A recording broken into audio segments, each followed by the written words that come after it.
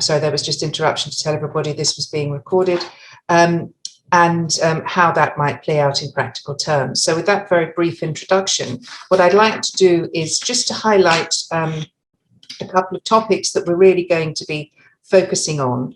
First is the role of international private law, private international law in climate change mitigation and the quest to reach net zero by 2050. And in particular, the role for international dispute resolution as a guardrail and UNCITRAL's specific role and possible role in all of these areas. So we're going to hear from first Wendy, then Annette. We will have a general discussion, and just in terms of housekeeping, I'm grateful for those who aren't talking for keeping themselves on mute. And if you are interested in raising questions, please put them in the chat. And then as time proceeds, I hope we will have time to look at least some of them. So with that brief introduction, thank you very much again, and over to you, Wendy. Thank you so much, Caroline, and thank you, Anna, and thank you to all the participants. We know this is a very busy 3 weeks for you, and we appreciate your time and your interest in this side event. So the purpose is to introduce you to the proposed net zero legislative project, as Caroline outlined. And the proposed project is twofold. In the first, it's to stock take existing UNCITRAL texts and working documents to identify whether and how these existing documents might better facilitate or accelerate the Paris Agreement goals of climate change mitigation, adaptation, resilience, finance, and technology sharing. And then the second part is to identify areas where UNCITRAL might further innovate to offer new tools or new ideas for systems, either within those existing texts and working documents or in addition to them. So in order to make any real progress towards achieving the Paris Agreement goals, the climate mitigation goals in particular, existing energy infrastructure, transport, industry, and land use systems need to transform to low carbon or zero carbon.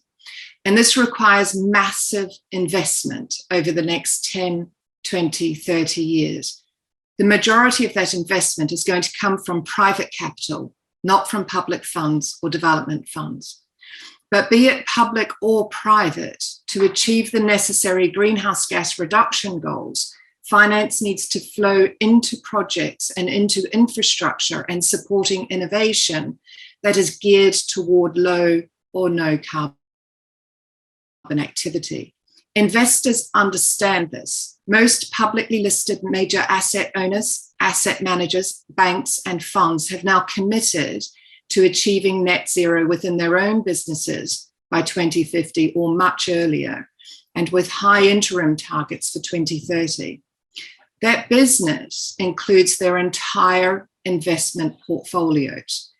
Even for those who have not so voluntarily committed, we are seeing a plethora of national laws which are requiring mandatory reporting, monitoring, and reduction of greenhouse gas emissions on a state basis. And an example is French La Vigilance, or the Vigilance Law in France.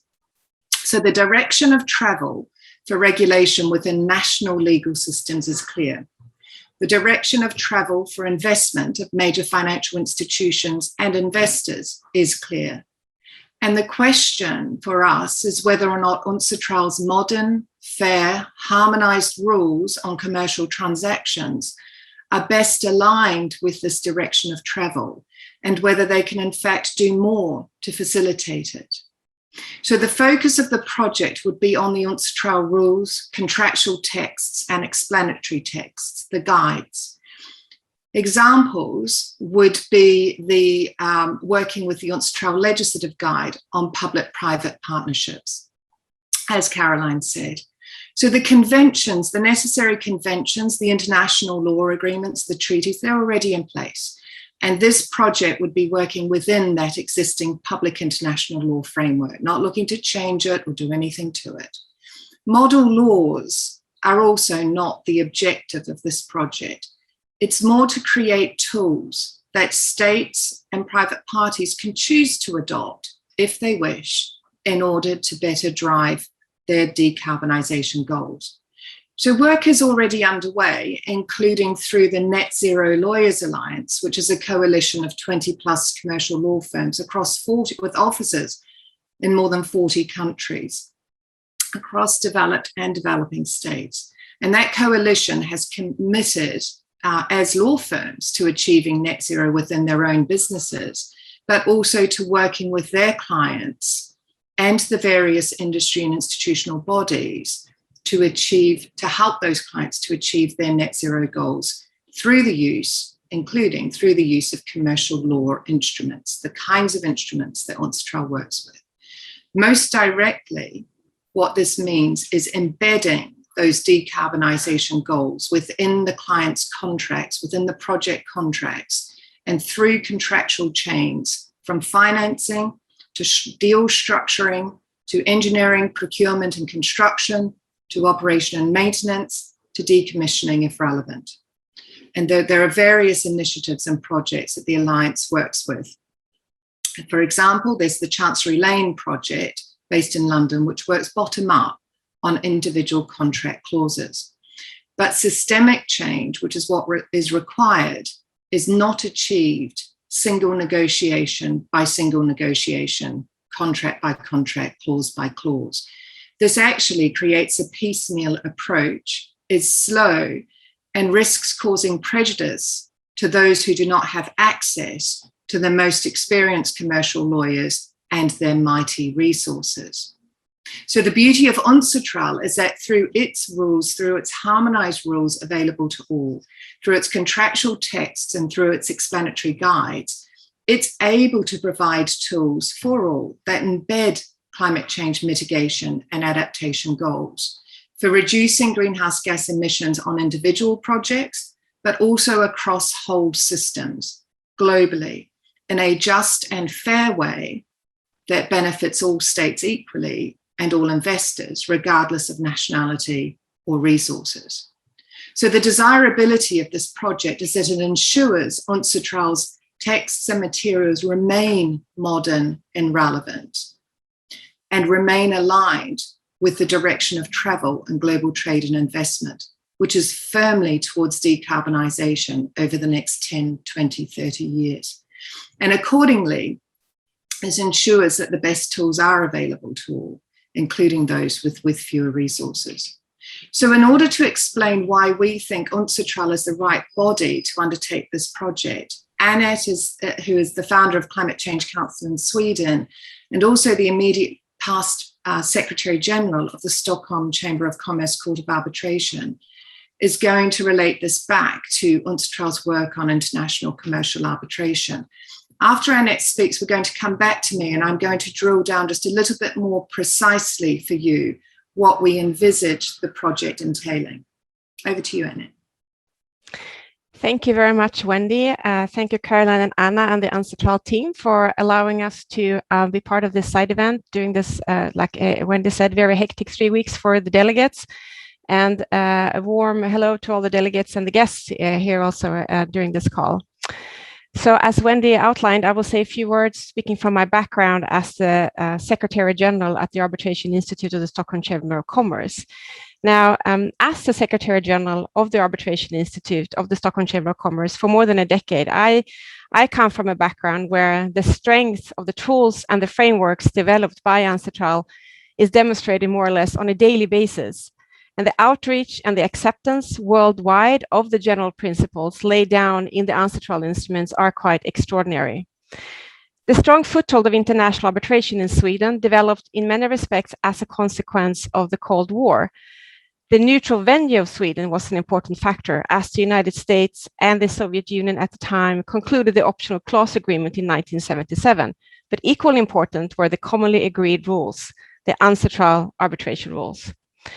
Today, the confidence placed in international arbitration is demonstrated by the many thousands, if not millions, of private and public companies and governments which regularly include arbitration clauses in their contracts.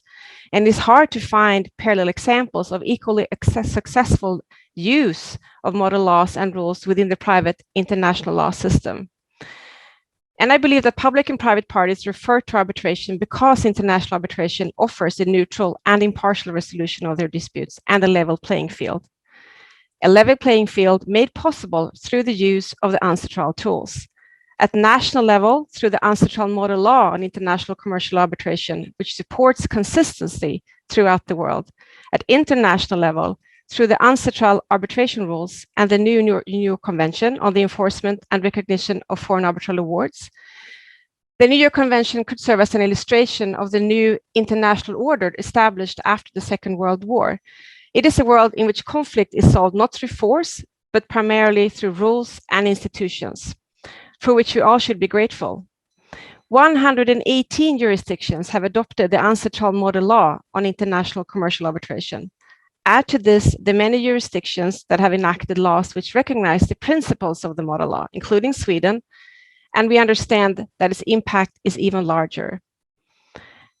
The member states of UNCITRAL that by consensus adopted the UNCITRAL tools and instruments for international arbitration all brought different perspectives into the process.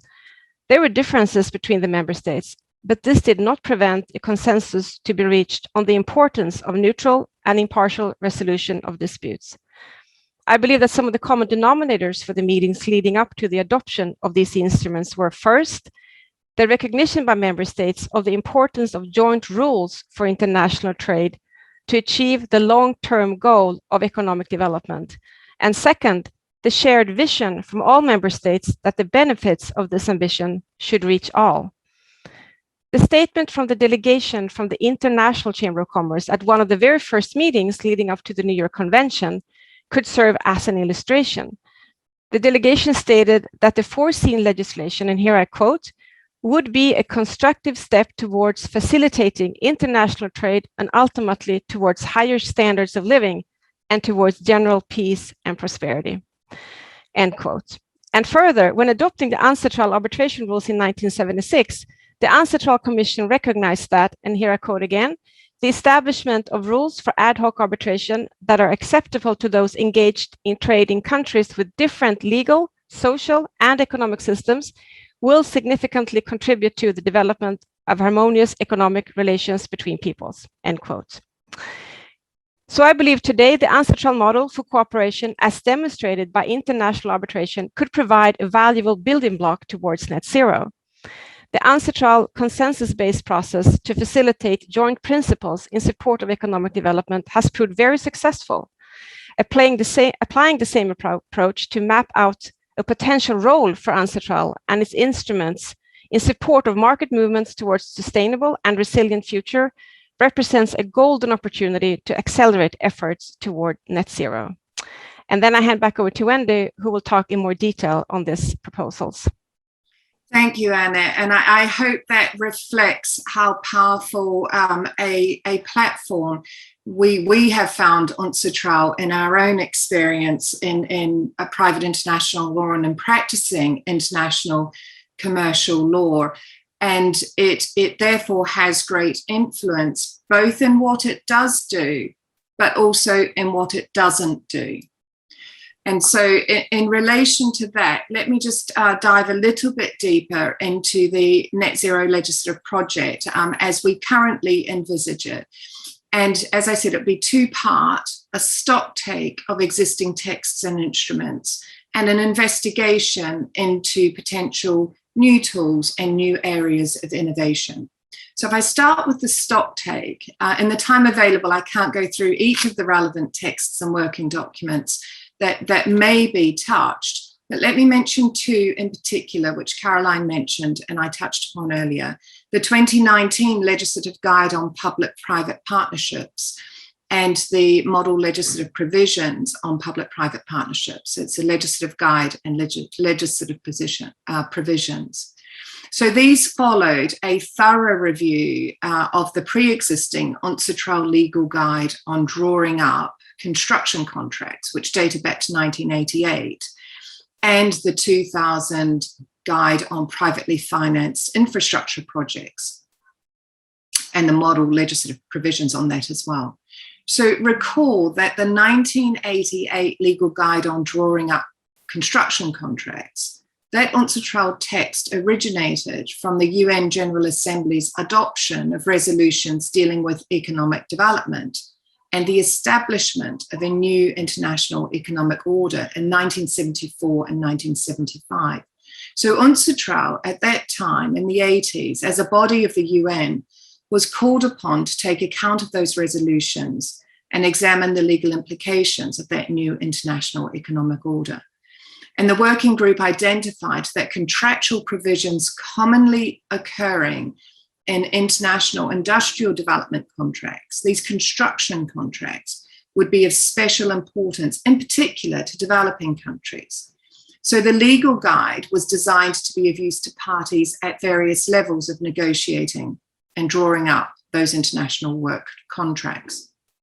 And so too for the revised PPP guide.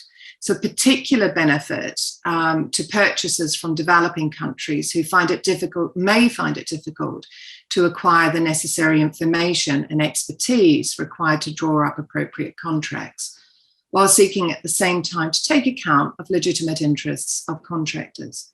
So the new model provisions are intended to assist the establishment of a legislative framework favourable to public-private partnership. And the guide offers assistance relating to financial, regulatory, legal, policy, and other issues in the subject area, and assists in evaluating different approaches. Now, as you know, public-private partnerships cover a wide range of contractual arrangements between public authorities and private entities, contributing to private financing of public infrastructure in the broad sense. They're an important tool to meet necessary infrastructure needs at a national level and to achieve the Sustainable Development Goals. Sustainable Development Goal 13 is, of course, climate action. Now, that text published in 2019 is an extraordinary piece of work, and it's incredibly thorough and comprehensive.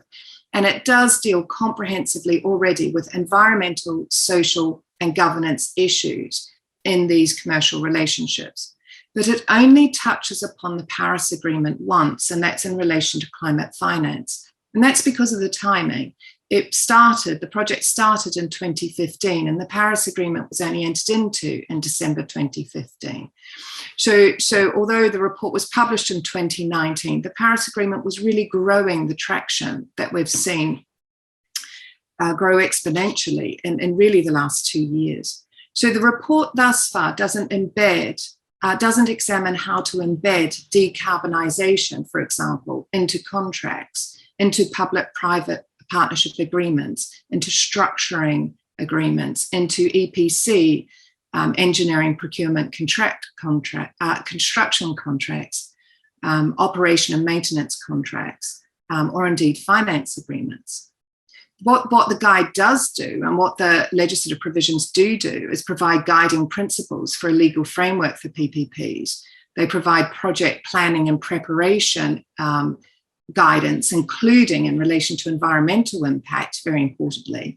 They deal with contract award procedures, procurement, and they deal with the content of the PPP contract and its duration, extension, termination, as well as, most importantly, dispute resolution. So it is very, very comprehensive. And because it's so recent, a stock take that we're talking about in relation to climate change, mitigation, adaptation can simply pick up from where that left off and be extremely focused on just those objectives: climate mitigation, adaptation, resilience, climate finance, and climate change related technology sharing. So within the spirit of the existing text and its predecessors, the proposed project would focus on leveling the playing field for developing states, often the owners of the very natural resources that are required to power a renewable future. And I mean in particular the rare earth minerals, the lithium, the cobalt, all of those minerals and metals that are necessary for wind farm technology, for solar technology, for battery technology. This type of work could only benefit those states in a post-COVID reset for a sustainable investment environment globally. So in terms of potential add-ons, the second part of what this project would involve Let me give you two examples, and they're just examples that could potentially be explored relating to, on the one hand, climate change related technology sharing, and on the other hand, voluntary carbon markets or trading of carbon offsets. So the UNCITRAL PPP legislative guide recognises that those public-private partnerships frequently involve the use of new or advanced technologies protected under patents or similar intellectual property rights. And the guidance also recognises that those public-private partnerships may involve the formulation and submission of original or innovative solutions, so new technologies being developed, which may constitute a party's proprietary information under copyright protection. So the guide discusses how to protect the IPR rights of private investors, national and foreign, bringing new or advanced or protected technology into the host country or in developing original solutions. But climate change mitigation and adaptation goals require a sharing of technology.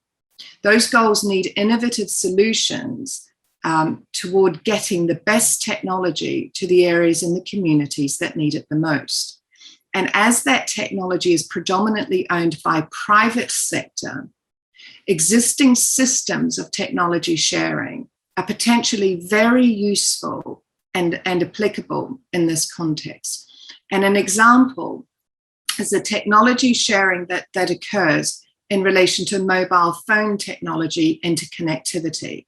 And there is an industry voluntary-based agreed standard governed by a standard essential patent system, which is not a national registered patent, but it's a standard essential patent based on a voluntary industry standard in a commercial context.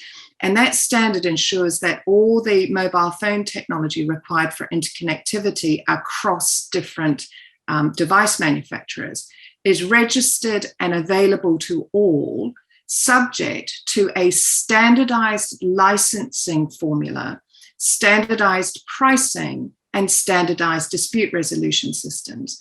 And the pricing formula, some of you may have heard about it. It's called FRAND, is the acronym, F-R-A-N-D, Fair, Reasonable and Non-Discriminatory Pricing. It's well developed in private international law and jurisprudence and provides a model for potentially sharing of climate change related technology as well.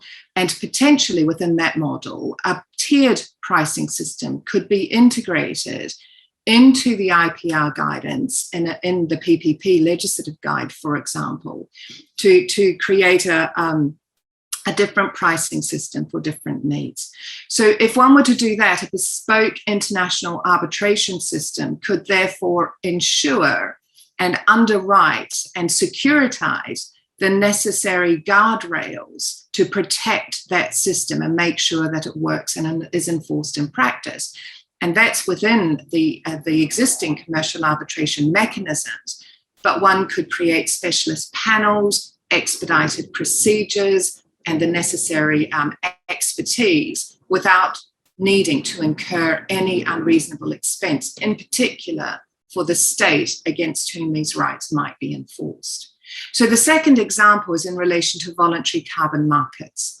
A recent task force on scaling up voluntary carbon markets has identified the need for contracts, rules, and dispute resolution procedures throughout the life cycle of a carbon unit. And this begins with setting core carbon principles. This is voluntary trading. This is the private trading, not under the Paris Agreement or Article 6. This is a system that exists for private corporates who are trying to meet their own, and private individuals who are trying to meet their own carbon emission reduction goals. And as they transition to net zero emissions, they are using offsets as required in the transition. So these systems require setting of core carbon principles, but then needs to track through how the standards are set for the accreditation, how the standard setting bodies are governed, how the accreditation bodies are approved, how the accreditation bodies and their processes are governed, and how the accreditation of projects, individual offsetting projects, and the carbon units themselves, how that accreditation takes place. And then once a unit is recognised and in the systems, there are rules and contracts that govern the trading of those units. And a single unit could be traded hundreds of times. It becomes a commodity on a market. So each one of those steps in the life cycle of a carbon unit, a single carbon unit, right through from creation of principles through to its retirement, each one of those steps is governed by a legal relationship. It's subject to a legal relationship and governed by a contract and or institutional rules. So this system exists outside any particular legislative framework, outside any national law framework.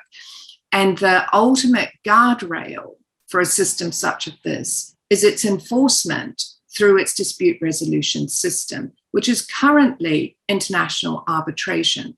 And it brings us right back here to UNCITRAL. So the system currently for carbon trading in the voluntary markets is very piecemeal. And there are, following the task force's recommendations, there are recommendations for standardized contracts and rules, but there is no place for that to happen. There's no place for that to occur. There's a recommendation for international arbitration, but there's no place to explore what that arbitration system might look like to make sure the appropriate expertise and speed is put in place where and when it's needed through that life cycle of the carbon unit. So this is another area where much could be done from within UNCITRAL to explore how it might be able to offer harmonized and modernized standards for voluntary carbon market contracts and rules through that entire life cycle. Both of these examples do offer up specific opportunities for international commercial arbitration, which Annette will elaborate on further, and then I'll come back very briefly to close. Thank you, Wendy. So you heard Wendy talk about bespoke international arbitration systems, and I will just offer some additional food for thought in that area to give some examples of how we have seen and are seeing different examples of this and what could that mean for the future. But as we do know, international arbitration and other forms of alternative dispute resolution in a cross-border context have a very strong combination of flexibility at the same time as we have the commonly agreed standards. And again, this is a very strong combination. And also, this is a valuable experience as we map potential avenues towards necessary structures for carbon reductions towards net zero. And you have heard Wendy outline some of the areas in which legal relationships are crucial. And with that comes also understanding the potential of having strong dispute resolution mechanisms in place for those specific contexts. Because we do know that investments and initiatives towards net zero need to be supported by efficient tools for dispute resolution, and they need to be carved out to meet the specific elements of the context in which they are set to operate. Again, this is nothing unique for the investments initiatives in a net zero context. Is not different from any other areas of our commercial activities. So we have the experience in place to understand how the specific elements of dispute resolution can be adapted to the situation at hand. And the specialized rules for arbitration and conciliation concerning natural resources and the environment offered by the Permanent Court of Arbitration, the PCA, is a concrete example of the bespoke capacity of international arbitration and how it has contributed towards filling gaps when needed. And in its capacity also as an intergovernmental organization, the PCA initiative in this area stands out as extra valuable as these rules are used both in interstate disputes and disputes between states and non-state actors. Again, the flexibility of arbitration rules is demonstrated. A multidisciplinary approach to climate mitigation measures, including the disputes associated with these measures, will be of immense value for efficiency and efficacy, both in terms of how deals are structured, but also, again, on how we design the dispute resolution procedures associated with these measures. The PCA environmental rules also exemplifies how technical and scientific experts can be brought into the process to work with the legal specialists. And other specialized rules will include similar options, which we have seen in the past, and new instruments can draw from these experiences. And where new forms of dispute resolutions are added to the toolbox as guardrails for the developments toward net zero, speed will be an important factor as time is closing in towards carbon reduction goals. We hear the years 2030, we hear the years 2050. Those are not far away. And the draft expedited rules discussed by the UNCITRAL Commission this week is an example of an initiative meeting this need, as are other new fast-track options. And recently in Stockholm, another option was introduced under the heading the SCC Express, and there are other examples around the world. Another tool which could be further enhanced to accelerate the development going forward, in addition to international arbitration, is probably mediation.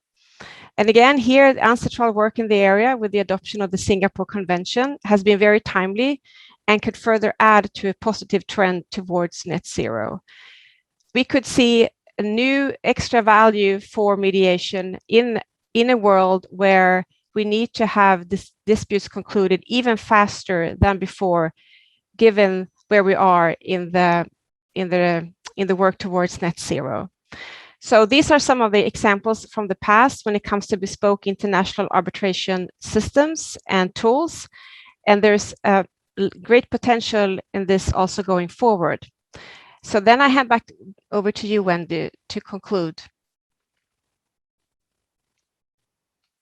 So final words, thank you so much, Annette. So in conclusion, we're inviting the Commission to recognise this as an area of interest and that an area where there is work to be done and an area where it's desirable for UNCITRAL to do work. And I said earlier, and Annette and I have lived and breathed this with the career of international arbitration. UNCITRAL is extraordinarily influential in the practice of private international law and the operation of international commercial trade and investment. So it's influential in what it does do, but it's also influential in what it chooses not to do. So in terms of resources for a project such as this, the Net Zero Lawyers Alliance, the coalition, it's a coalition of major commercial law firms, and it works with several international climate law bodies. And through through that coalition and through those bodies, the not-for-profit bodies, we've mobilised the resources that are required to assist UNCITRAL, to assist the Commission, to assist its members to undertake this work. So against this background, and with further work over the coming months with member states, we would look to be bringing a detailed proposal of work and resources to you for approval at the next meeting. But between now and then, we don't intend to wait around. This is a matter of some urgency. So what we propose to do in the interim, and would like to be doing it with your blessing, is based on factual and objective information, working further to identify with precision the areas for future work. So I gave a snapshot of an example of some, but there are many. Continue to work with interested member states and the Secretariat to narrow down precisely which areas and text would benefit most from the greatest focus and attention. And meanwhile, to continue to support the technical assistance and capacity building activities that are already being undertaken in relation to the existing texts. So we would aim to assist in doing all of that, aim to assist UNCITRAL to continue to assist developing countries, enabling their participation in this work and through this project. And we believe that the initiative itself, just because of the subject area and because of its importance globally and focus of resetting post-climate, post-COVID, resetting in a sustainable investment future, we believe that this work would indeed contribute to raising awareness even more of UNCITRAL's existing extraordinary activities in the field of international trade law. Thank you so much, Caroline. Thank you very much. That was very interesting, both from you, Wendy, and Annette, because I think that it highlighted areas of UNCITRAL that sometimes don't get quite as much recognition because we focus on the technical side. So just to highlight a few things I took away, you went right back to 1988 and the industrial contracts work that led to our texts on public procurement and PPPs. And here, those were tools. I call it rules operating as tools for commercial entities. So we have a long history in supporting legislative work with practical implementation tools. And you mentioned the PPP's legislative guide. We also have a model law on public procurement and a supporting guide to enactment. And all of those texts together are what we call enabling texts. They allow states, they don't require them to do anything, they're completely voluntary to use, but they offer tools to states that enable them to conduct their own contracts in contracting for services and contracting for goods and construction and so forth in a way that allows them to meet their own policy aspirations. And we do talk about those policy aspirations, as you note, from some perspectives in the guide to enactment to the model law on public procurement and in the legislative guide to PPPs. One of the important things that we highlight there is that it's not for UNCITRAL to tell member states what their climate policies should be or their social policies or any other policies, but where they choose to follow important policy initiatives that might be going on elsewhere, and the Paris Agreement is a good example of that. Here are the tools that enable you to put them in place. So you put your finger on something that is really, really important in UNCITRAL, and as you said, is not new. And indeed, we are often asked to help governments implement these texts by saying, well, how can we be more green in our contracts? What tools do you have? And we have some, but we can't do it alone.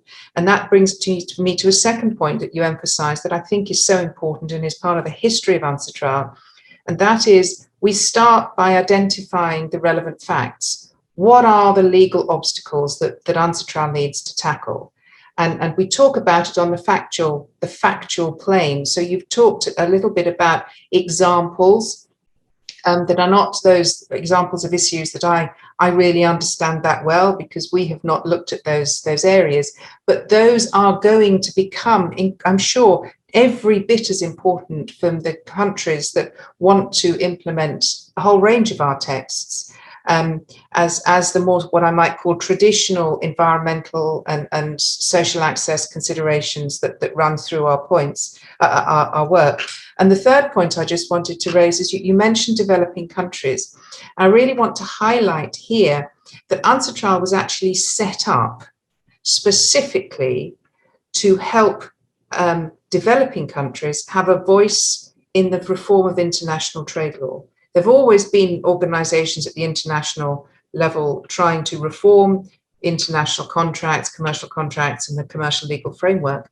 But one of the things that the General Assembly really emphasized was the importance of consensus building and an effective developing country voice. And so that is, for us, a critical element. And your apposite point that many developing countries own the resources means that voice is absolutely critical. So I think you've put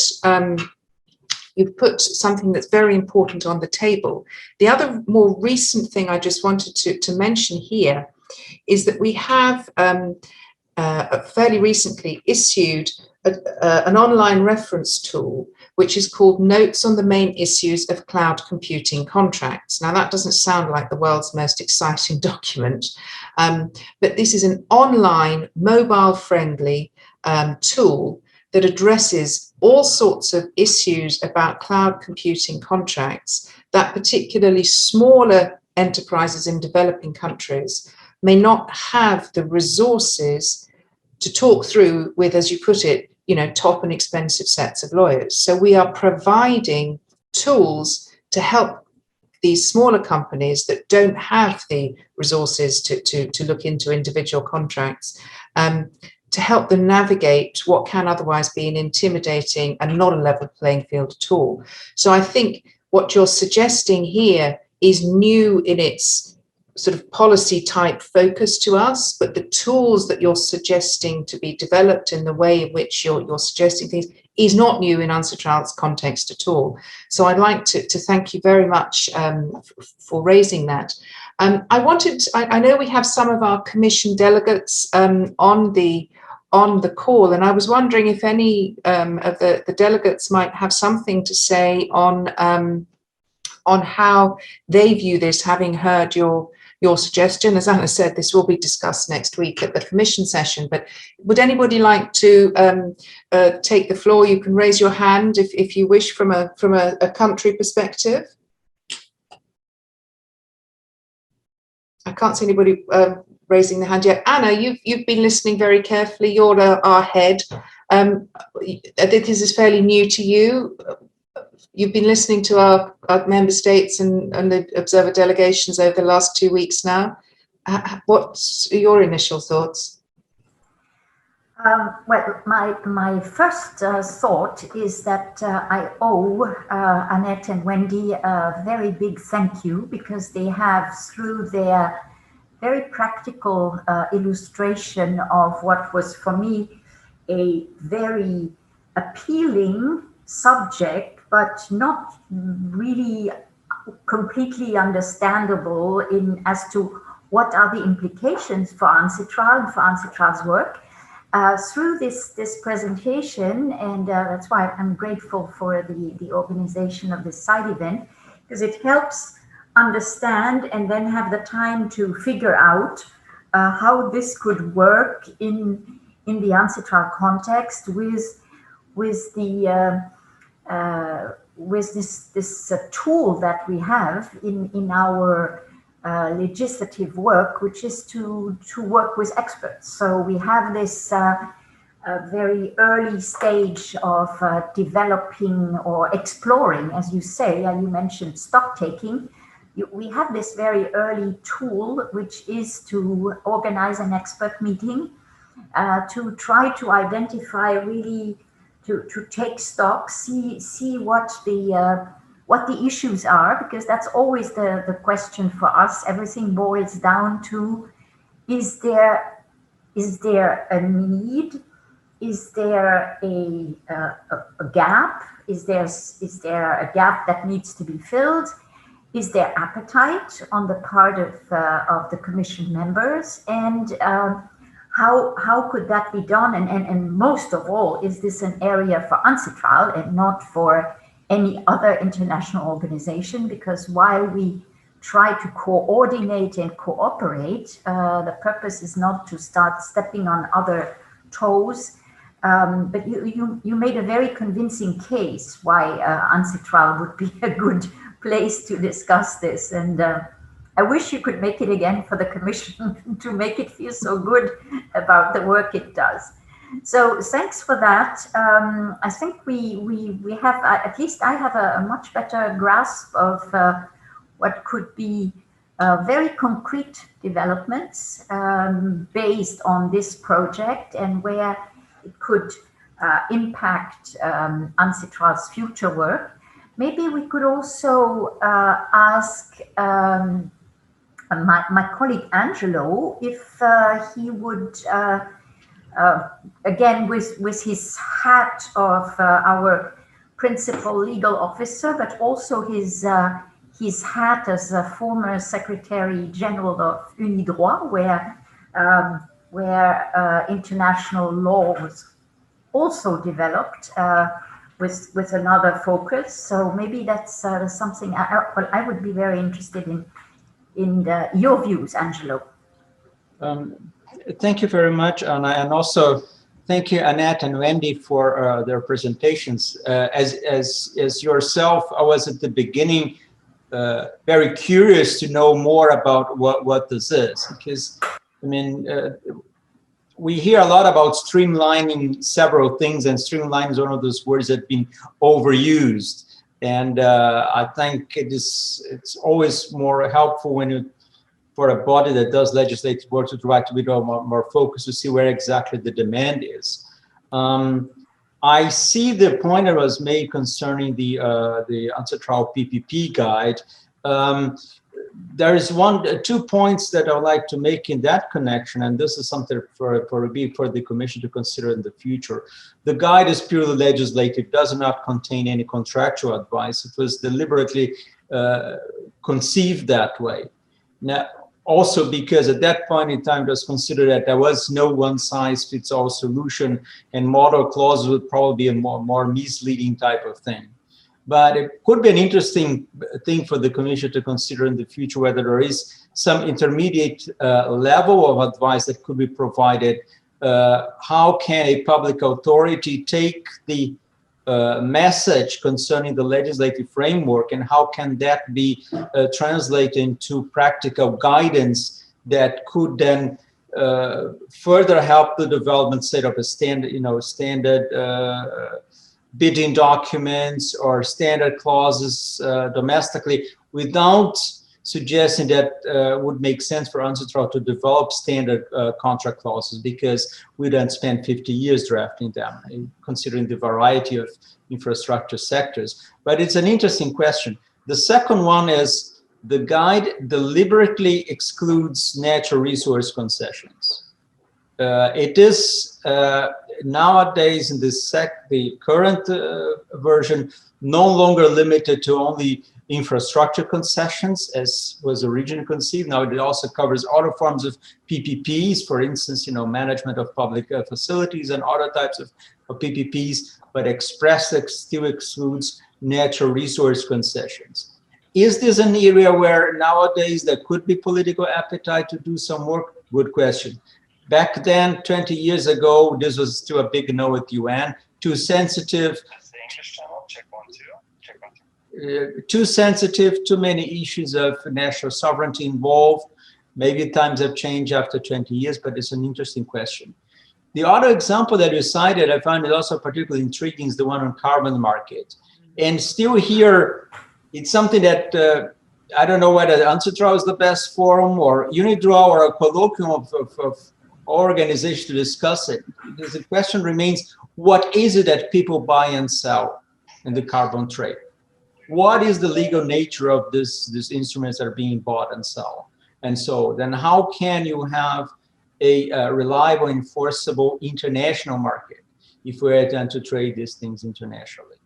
I remember also discussing this with the World Bank at a certain point in time, and even the World Bank said, we don't know exactly what people are buying or selling.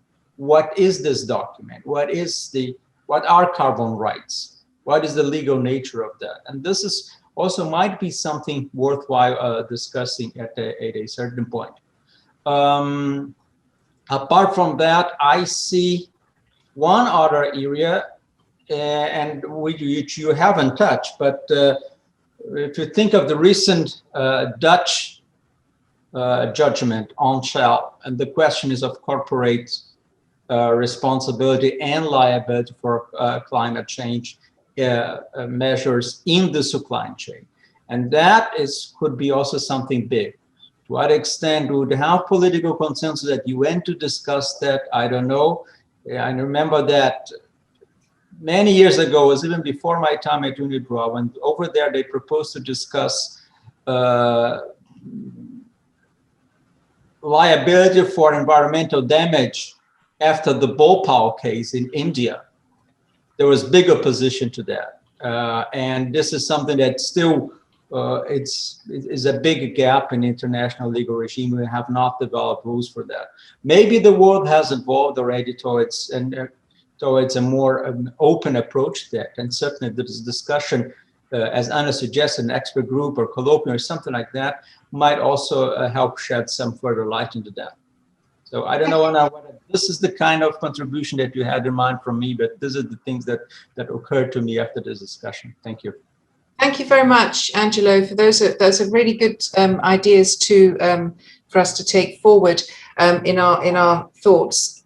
I have three requests to the floor. We have just 5 minutes before our commission restarts. And I think the fact that we're really now starting to get into the details just shows how interesting this topic is and how much that there is to say about it. So I will ask three people who've asked the floor, please to be as brief as you possibly can. And I'm sorry for that, but while commission starts again in 4 minutes. So first I'd like to hand the floor to Katie Marsden, who's from the United Kingdom Permanent Mission. Thank you, Katie. Thank you very much, Caroline. And thank you to Wendy, Annette, Anna and Caroline for facilitating this event. I'll keep my comments really brief. The UK is really supportive of this initiative, and we really welcome today's event. I think it's, for all of us, this is the very first conversation on this topic in the context of UNCITRAL, and the timing is perfect with the session ongoing. I think from our perspective, there's a lot more discussion to be had for us to get into the detail of this and to have a real look and consideration of whether, what the role for UNCITRAL could be in this area and what that might look like, and whether there is appetite amongst the membership to take it forward. And as part of the UK mission here, I would really welcome any other delegates who would like to talk about this topic some more. Please, I'm very keen to hear your views and any feedback you have, so that we can see if we can find some common ground to move this forward. And I'll stop there because I know that we're running out of time and there's others, but hopefully there will be opportunity to pick it up a little bit next week in the discussion on the future work programme of UNCITRAL. And thank you again, everyone, for participating. Thank you very much, Katie. Our colleague from Pakistan, from CIOCA, wanted to take the floor. So can I ask you to also to be very brief? Thank you. Thank you. So congratulations on this initiative. There was reference to UNCITRAL text, but of course, I think in case of climate change, because of the sense of urgency, I think it has to be something that pushes governments to take action a bit more quickly. And this ties in with my question, which is about the public-private partnership. I think Wendy referred to private capital playing a bigger role in this. So I was wondering, the general view is that it's the developed world which causes a lot of the pollution. In those countries, I guess private capital taking the lead would make sense, but I think the role of the government would also be pivotal, because as far as the developing world is concerned, I think in order to push them to actually adopt these conventions and relevant protocols, I think private capital from the developer world would obviously play an important role as well. You cannot really expect the governments to actually take action. So I just wanted to hear your thoughts very quickly on this. Thank you. Thank you very much. And what I will do is, before asking Wendy and Annette just to say a couple of words on that, I will give the floor to Caroline Connell, who also has a comment or a question, and then perhaps we can put them two together, because I'm very acutely aware we have just a minute or so before we need to wrap up. Thank you. Caroline, the floor is yours. Oh, hi. So I'm a lawyer with Department for International Trade in London. And really, just to echo what Katie just said, that we deal in what the government does, and the role of regulation, the role of trade agreements, and so on. But obviously, with our incredibly ambitious net zero targets, there's a role for absolutely everybody. And so it's really interesting to be reminded that business and industry, that the people actually on the ground making the contracts, also have a role to play. So we'll be very interested to watch and see how this develops. Thank you very much, Caroline. Good to hear that there is the governments are interested in this. And our colleague from Pakistan made, I think, a very interesting comment about one of the policy aspects of this and the political aspects of this. And as I mentioned at the outset, that's not something that UNCITRAL does. Everything that we do is voluntary. So we would not be forcing anybody to. I think we are facilitating.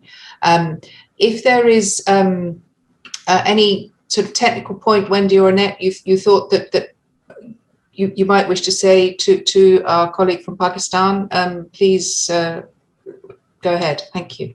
We have just one minute, so we really need to start. Thank you.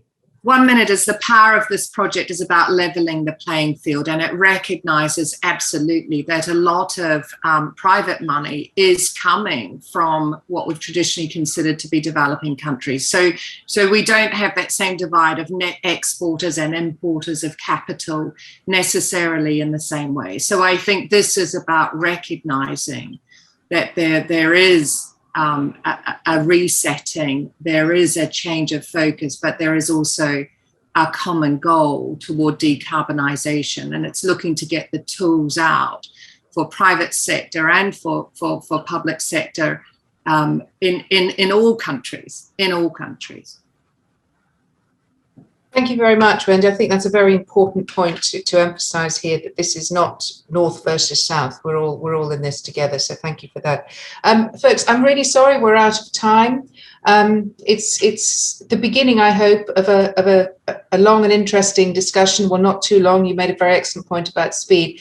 My heartfelt thanks to Wendy and Annette, who've educated us all enormously today in a very practical and comprehensive way, to the extent that's possible in 1 hour. I look forward to hearing more from the member states and others next week.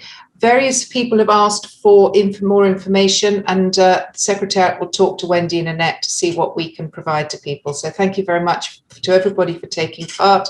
And I'm delighted to see we have nearly 60 participants, and everybody now needs to run back to the Commission session. So we will sign off now. Thanks very much. Bye-bye. Thank you. Thank you. Bye.